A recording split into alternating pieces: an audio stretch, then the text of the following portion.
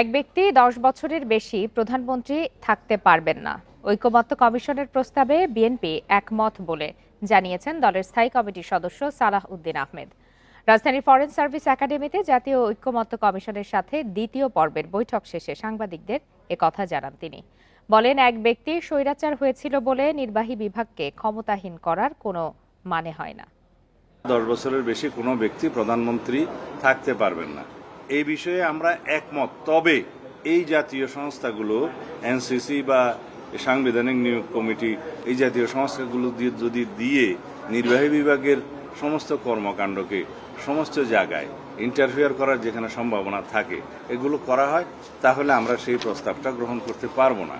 আমরা যদি সবসময় মাথায় রাখি যে এক ব্যক্তি স্বৈরাচার হয়েছিল, সেই জন্য নির্বাহী বিভাগকেই দুর্বল করতে হবে এবং লেজিসলেচারকে, সংসদকে দুর্বল করতে হবে, এই আইডিয়া থেকে আমাদের বেরোতে হবে।